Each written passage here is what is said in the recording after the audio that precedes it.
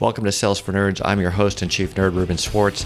If you started a business because you love serving clients but realized you didn't like the sales and marketing aspect of running that business so much, this is the podcast for you. Sales and marketing doesn't have to suck. It can actually be a lot of fun. And on this show, we're going to teach you how to connect instead of network, teach instead of market, help instead of sell, so you can keep serving people even while you're building your pipeline and growing your business. Now let's get to it. Today, I'm super excited to have with me Rochelle Moulton, who is the host of the Soloist Women podcast. She is the co-host of the Business of Authority podcast with Jonathan Stark. If you haven't checked out the episode with Jonathan on Sales for Nerds, make sure you go listen to that as well. And Rochelle helps ambitious solo consultants grow their impact and their income without working more hours. So after listening to her podcasts, I thought she'd be the perfect person to come on Sales for Nerds and share some of her wisdom with you guys. So, Rochelle, welcome to Sales for Nerds. What do you have in your glass? Oh, Ruben, this is actually a Fess Parker Chardonnay. It's from Central Coast in California, which is not that far from where I live. Awesome. I'm not going to say this right, Domaine Guillaume Bourgois, which is a Loire Valley Cab Franc. And I don't know, it's quite nice. Ooh, So cheers. it looks beautiful. Yes, cheers. Well, Rochelle, how did you get to this point where you are now a consultant to consultants? Well, it's a long story. I won't bore you with all of the details, but I essentially, professionally speaking, grew up in a big consulting firm. And I spent 10 years there. I became a partner and I worked with all kinds of brainiacs there. And then I left to start my own firm. So I had this, kind of was a partnership in this big firm, working my way through there.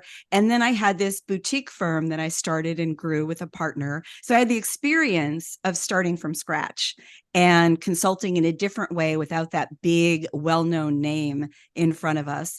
And then eventually I sold that firm to Arthur Andersen. And a bunch of us went in as a group and we worked with them for a while. And then after that, we were part of the Enron implosion. So that kind of blew all that up. And so after that is really when I started focusing on this idea of consulting to consultants. I was doing that kind of work inside Andersen. I was coaching partners in the tax division on how to get better at selling. And so I had this idea, this coaching thing would be really interesting. And so essentially I started that and both consulted and coached with consultants since 2007. At Andersen, you're coaching partners on sales techniques. How did you become the person that partners who probably don't want to be told they're not great at things, how did you become that person that they trusted with that important mission? Well, it was related to why they bought us. They bought us because of our, what do I want to call it? I guess visibility in the Chicago market. We were a team of, the Wall Street Journal called us refugees from giant consulting firms. We were all women. We were, as a group, the people that I attracted were kind of done with the 60 to 80 hour weeks and being on airplanes all the time. Mm-hmm. And so what happened is that we were really successful in selling as this little tiny firm. I mean, we had 6 employees. We had up to 19 people, including contractors at our largest. And so we'd proven that we knew how to sell. And I wanted to do something different. I was running the firm. I was selling. I was leading people. I'd occasionally get involved directly in client projects. So part of the discussion when we sold the firm was, what do we do with you? Like, where do we put you? And they offered me 2 or 3 different things. And this was the thing that was the most interesting to me, because I wanted to see if I could take introverted tax people. And there were many people who were actually really good at selling, but there were a bunch who weren't, and they were at the partner level. And I wanted to see if it was possible to do it. I thought it was. And it worked. All right. I mean, I'm not going to suggest that I went in and immediately changed that. But what happened was it was very much of a one-to-one process. So it was helping somebody by going to a meeting with them, having a discussion on the way, helping to kind of guide the conversation, and then helping them on the way back.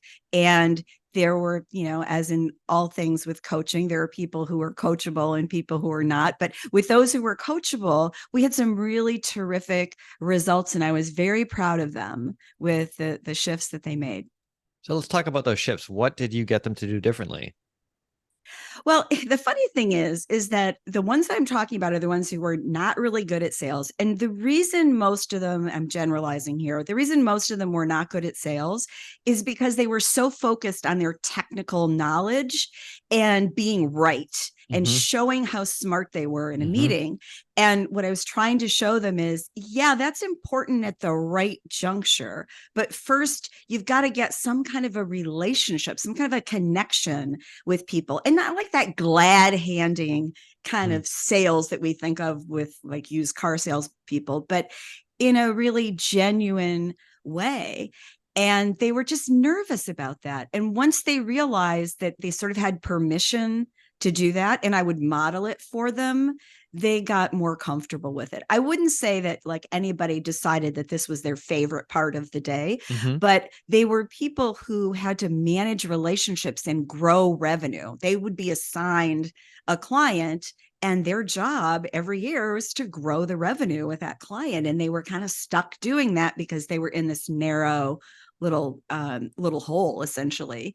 And this allowed them to open it up a little bit, to understand when it was time to bring some of their colleagues in, which was always scary when you manage an account, to bring in somebody that's not you who might mess it up. So it was a lot of that. And I think the other thing which happened sometimes, because my other responsibility was to sell our practice into other practices internally, so that I would sit down with a partner of area X. And so I would think about it and I would ask them a question. Like, so for example, if I wanted to talk to the guy who worked with private equity firms, so my question was, so what would happen if they could sell their investment 3 months or 6 months sooner? Would that be worth something to you and to them? Like, why, yes, it would. Okay, so let's talk about how what we do over here could help your clients sell faster. What would that look like? So it's just, it's so simple, really. It's engaging people in getting what they want. I mean, that's really what sales is, at least for me. Well, that really resonates with me. I think especially when you start out at some of these consulting firms, a lot of these people did pretty well in school, where you're sort of judged on your ability to know things and answer questions, not on your ability to interact well with others or convince colleagues of things. And then you build up expertise in a practice, whether it's in another consulting firm, or for me, I was at a tech firm, and you're not responsible for that revenue generation. You're responsible for answering questions about that thing, right? That's why you're in the room. And then suddenly you have responsibility for the whole room and the whole relationship. And I know for me, I felt like, well, I'm the guy who they bring in for these deep technical questions. I don't want to waste anyone's time, right? Like I wasn't trying to be mean about it. I thought I was being conscientious. But looking back, it's kind of obvious. Like if I go talk to my doctor and they talk to me the same way they would talk to a colleague, like that's going to be completely lost on me, and I'm not going to want to do anything, right? And I have to be like, Ruben, we're going to fix your shoulder. You're going to be okay. Not using whatever medical terms they would use. And I think it's so easy to fall into that trap of expertise, especially for the folks who are really good at the thing they do. They've been doing this for years and they appreciate every little nuance. But the client, they appreciate the results of all those nuances, but they don't necessarily care about all the details. Well, one of the little tricks that I used to do when I was in the big firm, and I would have a room full of people. And so there might be like 5 or 6 clients, people from the client side. There might be, hopefully not more than 5 or 6 of us, is that I would put myself in or try to put myself in the shoes of the client. Like, what are they wanting to hear right now? And sometimes that meant that I would cut one of my colleagues off. Like I would try to do it appropriately and politely, but basically get them to stop on whatever track they were going down.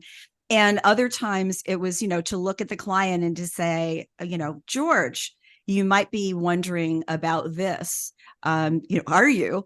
And it gives the client a chance to jump in and make sure that we're on the track that they want to go to. And it's trickier when you have a lot of people in the room, but if you can try to put yourself in the client's shoes instead of being nervous about, our own performance. Mm-hmm. Because I think a lot of times that's what makes people nervous. We feel like we're on stage for something that is not our core skill set, and it makes us nervous. And so we do things like we talk too fast, or we talk too much, or we talk about things that aren't really relevant, or we have this agenda in our head, and the client, oh, this used to drive me crazy when it would happen in a big group meeting. The client would drop this huge clue, and the consultant would totally ignore it and keep down, the road that they wanted to travel on. I've got 88 slides to get through, people, one after another. I know. And maybe in that meeting, we're pitching something that's $50,000 and the client just dropped a $500,000 hint. That's happened too. So it's listening and getting out of our own way, I think, is half the battle. Which is funny because a lot of these introverted people with those deep skills are actually very good at listening. Yeah. It's just that like the brain kind of shuts off when you go into sales mode and you go, I'd actually rather be in a room full of introverts in a sales meeting than extroverts. In fact, I had a client once who he ran a financial advisory firm, and he kept hiring these people who couldn't sell. And I finally said, maybe it's time to try something different. Maybe you should find somebody who wants to sell. And he said, no, he goes, I want somebody who's going to listen. And so he had this team of, we used to call them left-handed introverts, because for some reason they were all left-handed too. But when they were in the meeting with the client, they were brilliant. Like they could close like nobody's business because they would listen. And so I think, it's not a popular opinion, but I actually think introverts can be really, really good at sales because they listen. I think your point is spot on. When I think, especially these days, it's the pendulum is even more swung towards the introverts because the sales rep is typically not the gatekeeper of information anymore. We've already got the information. It's about solving the problem together. And if you can listen, that usually makes you better at diagnosing and helping to solve the problem. Yeah. And I think if you can, we had this conversation all the time when I was in a big firm because sales was a dirty word. And so we called it marketing. Oh, okay. That's when so we different. really meant sales, right? But if you could have somebody in a room, and my mentor was one of these kinds of people, if you can have somebody in a room who knows maybe 50% of the technical knowledge and then has 50% of that interpersonal interest and skill set and talent for relationships, then that's going to be a really good person to sell, because they're not only selling, they're doing other things as well, but they can understand both sides. It's like they're in the middle. If you think of technicians on one side and salespeople on the other side of a spectrum, these folks are in the middle. So it gives them more people that they can talk to and translate for and understand. So this is great. And I could talk about just this part of your journey for a long time, but I'm sure there's some folks saying, okay, that's great, but that's Arthur Andersen or whatever. Let's get back to the next phase where you go back to helping soloists. And how do these lessons apply to these folks who don't have this giant organization behind them? So, full disclosure, I write and talk a lot about authority and building authority. And there's an idea that you and I kind of went back and forth on a little bit, which is kind of a selling authority spectrum.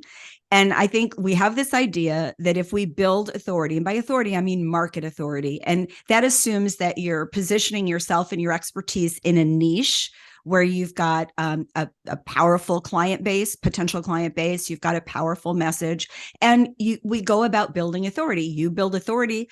This podcast is an example of an authority builder for you. For someone else, it could be some YouTube videos, or it could be writing or speaking, all of those things. So we do those things to build authority. And the more we build authority, so our brains say, oh, the less we have to actually sell, because the goal is to have everything come in over the transom by virtue of our authority. And it as much as that's the journey, and if you want to be on that far right right side of the spectrum where all the opportunities are coming to you, and the only selling you're doing is having sales conversations where you're deciding if they're the right fit for you. They're coming pre-qualified, they want to work with you, and then you're deciding, is this a good client for me? Is this a fit? So a lot of what I do is taking people from that far left side or somewhere over on the left side of that spectrum where every sale is a one-to-one sale. And maybe they're getting some referrals. And so that starts to get good. And then people say, well, all right, so I'm ready to niche a little bit more. I know what I like to do more of now. I'm starting to understand what my message is. And so it's the key with a lot of what I do is figuring out, how to position that, number one, so that you've got the right audience, you've got the right expertise, you've got a message that's going to resonate. And then how can you monetize that?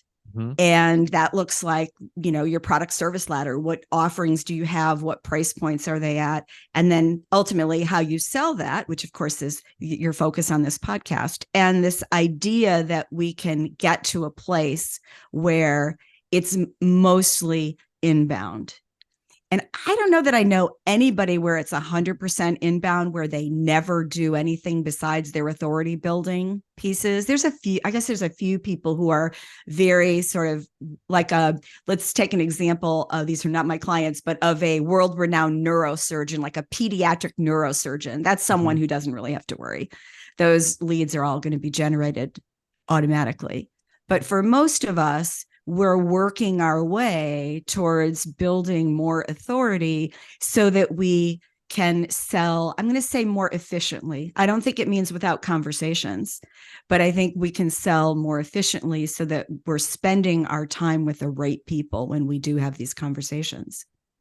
So let me just make sure I'm getting this right. So we have the spectrum of authority from left to right. We have sort of like the one-off, I don't know who you are. You got to convince me that you're the right person to solve my problem, to the other side where you're such a renowned authority that someone has to convince you that they're worthy of your attention. Yes. Okay. I like that. That's useful. Well, and I think of it like the far left side. That's where most people start when they do their business, because they've been inside a corporation. Mm-hmm.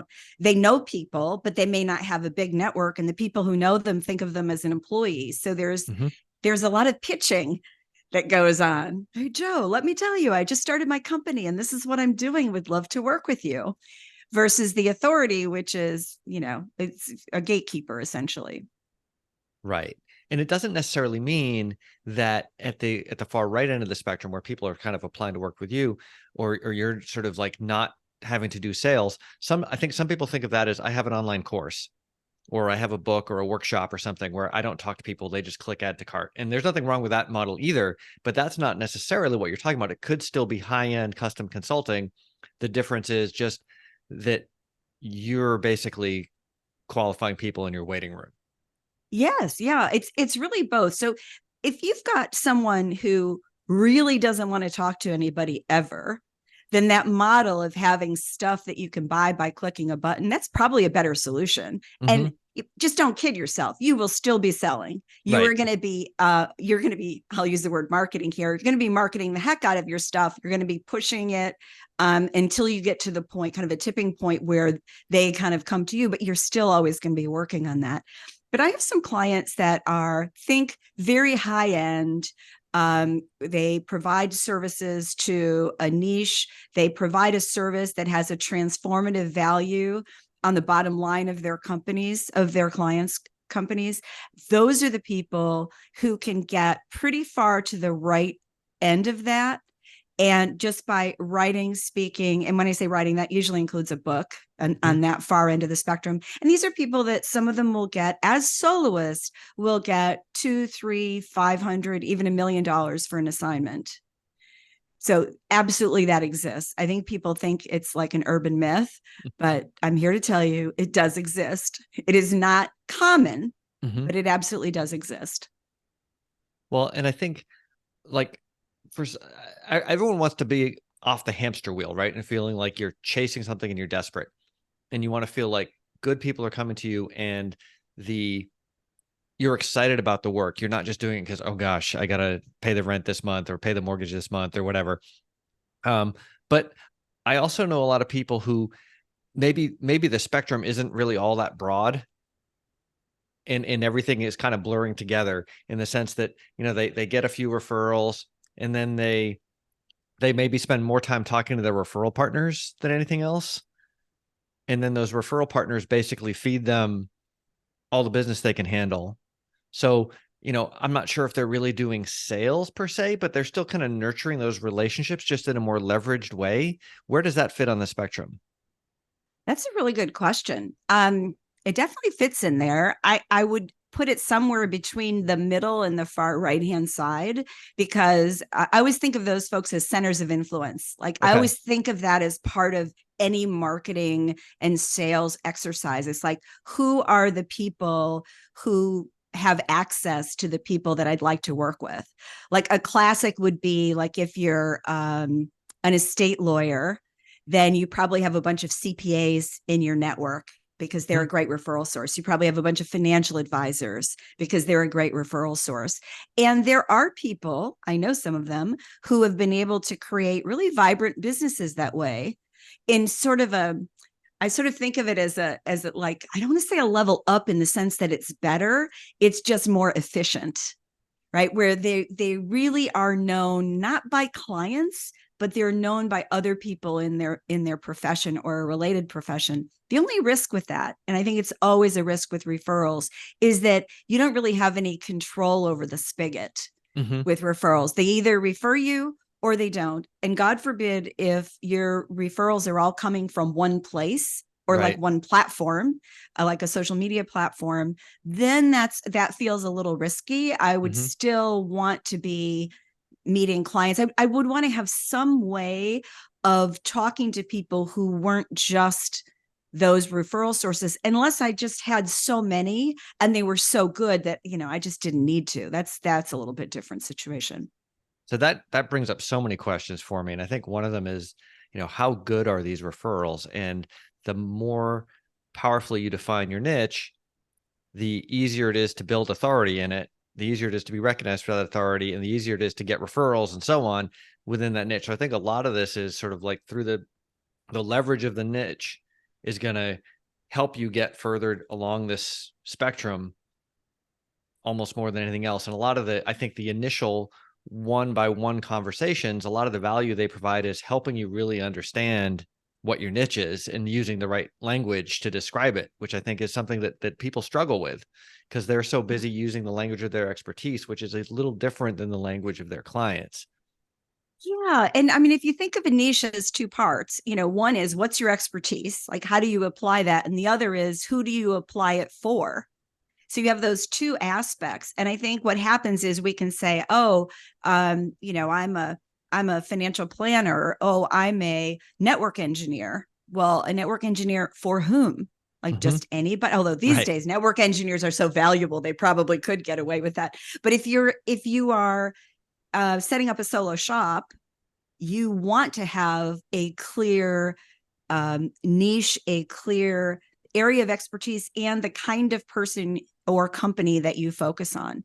And that's the biggest fear when people first start, when they hang their shingle. That's the last thing they want to do. They're like, I was in this little, like dingy little cubicle in big corporation X, and I want to do everything. I want to explore it all. Mm-hmm. So okay, go do that. And then usually your first year is a great year because everybody that you know wants to help you and they'll Mm-hmm. send you work. The second year tends to be not so great. Like Mm-hmm. the freshman year, great. Sophomore year, not so great. And then usually what happens is that we start to see, oh, I like to work with this kind of a person or this kind of a company or solve this kind of problem. And so we kind of gradually get into it. But there's a price to pay when we extend the amount of time it takes us to niche. And the Mm-hmm. price is, you're on the hamster wheel with luck, you're on the hamster wheel. You might just be sitting there on the hamster wheel. It's not turning, it's not bringing you anything. So it's the sooner you can get to a niche, even if it winds up not being the right one for you, the faster you're going to get to this business that most of us want, which is sustainable, it's vibrant, we're earning whatever number we've set for ourselves, we have enough free time and enough flexibility that we don't feel like we're on that constant hamster wheel. Niching is king. Yeah, I'm such a believer. Now, something that I see a lot of, and maybe I see it because I went through it myself. So I'm curious to hear what you have to say about this. But I swear I come across this all the time. People who want to basically be on the far right side, want to never talk to anybody, want to have like a 15 step for if then else switches email campaign that's going to do everything for them, so they don't have to talk to people. And most of them are nowhere near ready to do that because they don't actually know what their niche is. And they're sort of like commoditizing themselves by just sort of like doing a bunch of emails. Like, I mean, you open your inbox and there's messages in your inbox and from LinkedIn, all these folks pitching you stuff that all sound the same. And I think my personal opinion, my own story is, I try to avoid talking to people because I'm an introvert and I don't like selling. And that was really dumb because I actually love talking to people if I can set it up and do it on my terms. And lo and behold, if I do that, I learn so much faster and more effectively and get clients so much more easily. Like, why did I spend all this time trying to do the opposite of what I should be doing? So I'm sort of a convert to let's have the conversations. How do you feel about this? And how does it relate to moving across the spectrum? Oh, well, first of all, I mean, I just do not try to avoid having real conversations. I know the more introverted we are, the more that feels like too risky, or it feels, if it doesn't feel risky, it feels intrusive. Like, I don't think that person would really want to have a conversation. Right. But guess what? If you have something to offer them, they would probably love to have a conversation with you, provided it's not, this pitch, Right. buy this, but it's a conversation about a challenge that they're facing. And those conversations are not that hard to get. You just have to ask and then be in the moment with them. So my argument is that I don't, even if I were a severe introvert, I still wouldn't want to not have conversations across the spectrum. Even if it was hard, I would still want to do it because I know that the outcome is going to be worth the investment. That I call it your authority circle. Like, it's usually about 100, 150 people that you know on some level. And these are the people that you want to keep apprised of what you're doing, just like you want to know what they are doing so you can help them. It's kind of this mutual help society where your audiences have some crossover. And you're not going to know that if you don't talk to them once in a while. That's part of, getting human relationships. It's hard to feel connected if you never speak. Right. It's like, I don't understand why they don't know about my new positioning. I updated my LinkedIn profile and changed a few words on my website. Shouldn't they be clued into exactly where my business is going and sending me the new type of referrals? No, you didn't actually talk to them. They have no idea what you're doing. And they would love to send you the right referrals. Exactly. It's such a process too. And I've been guilty of it too. I'll update something on my website and I'll forget that I did it and I'm not talking about it. And I was like, oh, I have to actually mention it because guess what? The people that I know aren't running to my website to see what's up there. Hello, they don't care. So it's you have to find a way to make them care because it's related to what they worry about, what their challenges or opportunities are. So someone who hid from all these conversations for a long time and made all those excuses you're talking about, like, oh, they're busy, they don't want to talk to me, blah, blah, blah, blah. What would you tell people trying to get over that hump? Because I'm convinced once they get over the hump and start doing it, it's going to be so rewarding. They're going to want to keep doing it. It's just a matter of kind of getting started. Well, I would pick the lowest hanging fruit possible because whenever we start something, we need some wins, right? And so the win could be someone that you're pretty confident they're going to say yes. I mean, it might be your next door neighbor, but so what? It'll give you some practice. So that's where I would start, is with somebody where you're pretty confident they would say yes. And when you And say then yes, you mean yes to the conversation, yes not to the yes, I'm going to hire you. conversation. Yes. Yes to the conversation, not yes, I'm going to hire Right. you. Now, the ideal is they say yes to the conversation and they fit some parameters that make it likely that they might hire you. But that still doesn't mean that they're interested, they need you, or they're even going to like you. I mean, you just don't know. But you could, and those parameters could be things like, okay, I want to talk to companies in the SaaS space. Mm-hmm. I want to talk to companies that are past the initial startup phase, and they're in some, you can identify the phase, or you can say that they're a post startup. Those are the people that I want to talk to. And I want to talk to folks in the B2B space versus the B2C, or vice versa. So you can just play with that a little bit, and you don't have to suddenly announce that you're niching in this way. Mm-hmm. You just say, these are the people that I want to work with. These are the people that I want to talk with. And you can start to find them. And then you can start to learn from listening, which introverts are really good at, from listening to their pain points. What are they worried about? What do they struggle with? What problem, if they could just solve it, would rock their world? I think that's great. And you were saying earlier about, we don't want to be intrusive.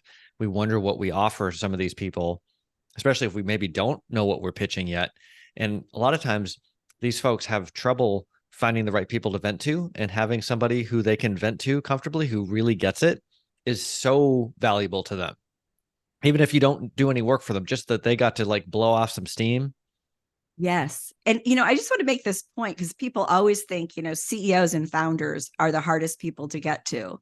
And generally that is true, right? They're at the top of the pyramid, and they've got lots of gatekeepers. But once you're there, those are people that have incredible pressures on them and nobody to talk to about it. They have direct reports, but there's things that they just don't want to say to them. And so when you can offer, a safe space, if you will, and it doesn't happen in 5 minutes, it doesn't happen in one conversation, but the way that you do that is just by being interested, not interesting, interested, which is what makes someone interesting. And so you can ask those questions, and you can feed back the answers. Oh, so when you said this, does that mean that this is also true? Do you find this? So that you have a way to really connect with them, both business and on a personal level, just that you care. That's enough. It's not like you have to bond over baseball, or that you're both vegans, or whatever it is. It's really just helping to listen and to understand them. We humans are really very simple. Yeah, as a techie, I like to make things too complicated. In fact, I was a guest on someone else's podcast earlier today, and we were kind of joking about how we take this very simple process of talking to other human beings and trying to help them, and turning it into this elaborate contraption where anything can go wrong and a gasket can blow out and we can all get frustrated. It's funny because early in my career, I worked with a lot of actuaries, and actuaries are super technical, really smart, all kinds of hoops they have to jump through to get their various designations. And I would go to meetings with them. And if you ask them a question about like the pension plan or the insurance plan, oh, brilliant. Ask them anything else, and they would kind of like, those on podcasts can't see my eyes, but they kind of look like they're petrified that somebody's going to ask them something about themselves, or that they're going to have to take somebody to lunch. And, you after a while, you have enough meetings, you get past that. But yeah, it's really simpler than I think we think it has to be. So I'm going to try to put words in your mouth, and you can tell me if I'm wrong, because these are the words that I like to think of as coming out of my mouth. It's like, figure out exactly who you want to talk to, and then have conversations with them and people who know them, and good things will happen. Like that has become my philosophy. And I'm not going to argue with that. Okay. All right, Like, great.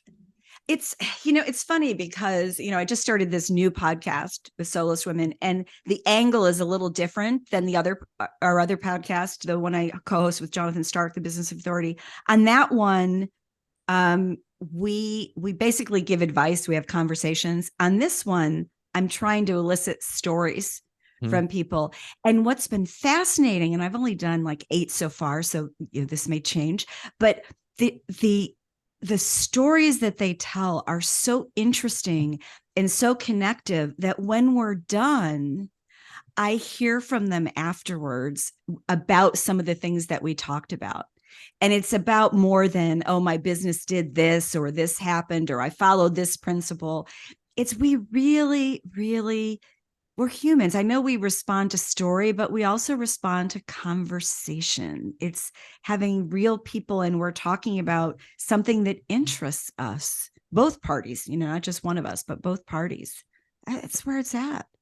Yeah, and I think especially you don't have this problem, but as an introvert, and for all the introverts listening, I think we're told we don't like having conversations, and that's a terrible misnomer or myth. We don't like having conversations on someone else's terms that we don't enjoy. We love having conversations that we're enjoying, the other person's enjoying.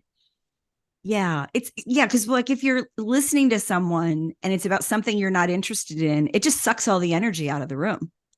And you can see like if you really pay attention, you can see the face at any cocktail party of someone who is opposite a bore, right? I mean, that's basically what we're talking about. Yeah. Some of my favorite party guests are introverts because if I can do a good job as a host and introduce them to someone with the same interests, they'll be going back and forth, all night on whatever their thing is. That's a great point. And by the way, I just want to reiterate, great podcast, The Business of Authority, Rochelle and Jonathan Stark, Soloist Women. You don't have to be a woman to listen to it and find it to be fantastic. I recommend it for everybody, although I love that you have that branding and that niche. If people want to hear more, Rochelle, where can they find you? Well, the best place is my website, RochelleMoulton.com. Everything is there. There are links to social and there's some free downloads. And there's a lot of, I think there is 13 years worth of blog posts, 14 years of blog posts. So there's lots of good information that's free. Awesome. Of course, we'll have all those links in the show notes. Rochelle, thanks so much for joining. And folks, don't forget to keep talking to people. Cheers. Thank you, Ruben. Appreciate being on. Thanks for listening. Drop an iTunes review or a review wherever you listen to this podcast. If you've got a friend who would benefit from this episode, let them know about it. If you've got a friend who wouldn't benefit from this episode, but you just haven't talked to for a while, now's a great time to give them a call. Thanks for listening. Until next time.